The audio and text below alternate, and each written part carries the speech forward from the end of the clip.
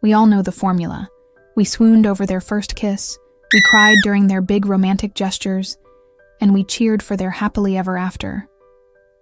The epic romance is a cornerstone of movies, and it's taught us what it means to love fiercely and passionately.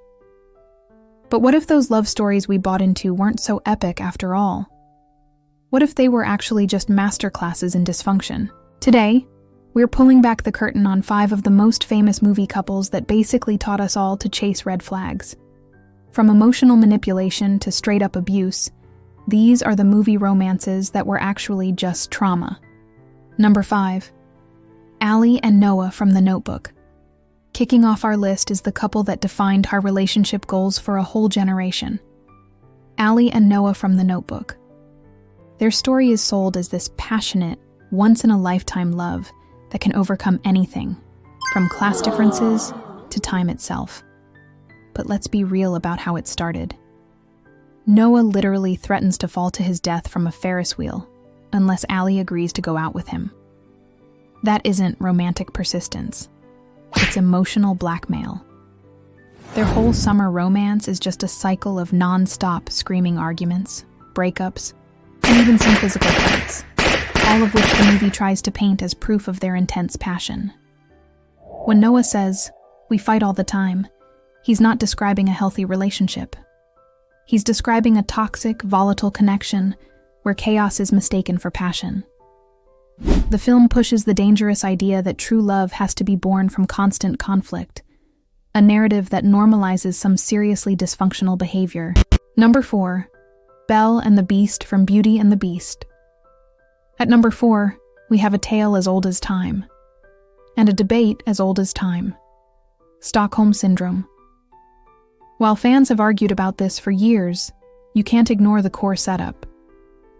Belle becomes a prisoner in the Beast's castle, trading her own freedom for her father's. Sure, the Beast eventually changes, but his behavior at the beginning is terrifying. He has explosive fits of rage. He isolates Belle from the entire world, and she is, for all intents and purposes, his captive. Their relationship doesn't start with a choice. It starts with imprisonment. Now, some people argue that because Belle defies him and even leaves, she isn't a true victim.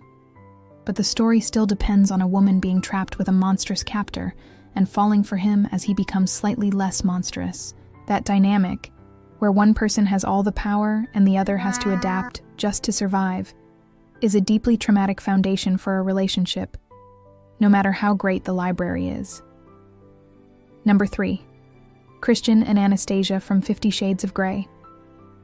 Next up, we've got the couple that brought BDSM into the mainstream, except they wrapped it in a really problematic package.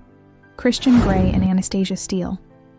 The movies try to frame their story as a sexual awakening for Anna and a healing journey for the deeply scarred Christian. But many critics point out that their relationship has very little to do with healthy, consensual BDSM, which is all about trust, communication, and safety. Instead, Christian's behavior is just a laundry list of red flags: stalking, coercive control, and emotional manipulation. He tracks her phone, tries to isolate her from her friends, and uses his money and power to control almost every part of her life.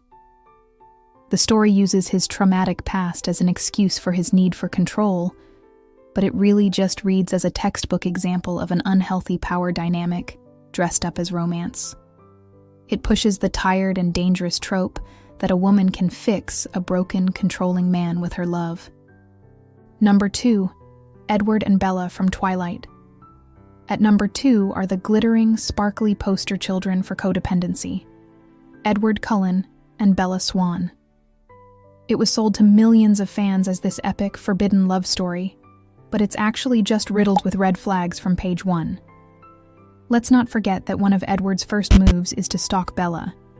He openly admits to sneaking into her bedroom for months to watch her sleep, long before they were even dating. The movie plays this off as romantic, but it's a massive invasion of privacy. He's also incredibly jealous and possessive, and he actively tries to isolate Bella from her friends and family, all while claiming he's just protecting her. Their relationship is defined by a huge power imbalance, obsession, and Bella's readiness to give up her entire life and her humanity for a guy she just met. When Edward leaves in New Moon, Bella falls into a catatonic depression, which the saga frames as the ultimate proof of how much she loves him. But what it really shows is a dangerous level of codependency. Number 1. The Joker and Harley Quinn from Suicide Squad. And coming in at number 1 is probably the most blatantly abusive relationship ever to be romanticized on the big screen. The Joker and Harley Quinn. In Suicide Squad, their dynamic was spun as some kind of twisted, mad love romance, which led to a disturbing number of "find our couple goals" posts online. Let's be perfectly clear.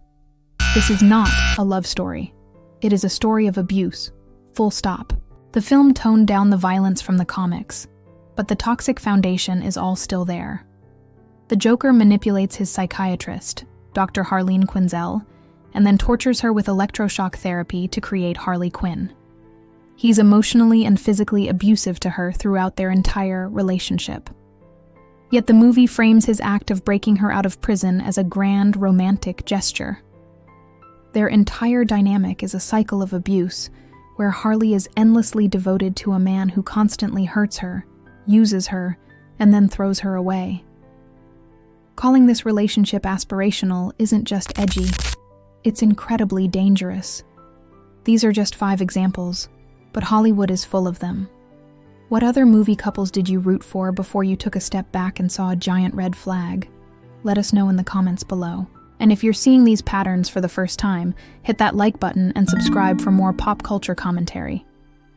From threatening to jump off a Ferris wheel to glamorizing actual torture, movies have a long history of teaching us that pain is just a side effect of passionate love. But real love shouldn't feel like a trauma you have to survive. By getting better at spotting these red flags on screen, maybe we can get a little better at avoiding them in real life. Thanks for watching.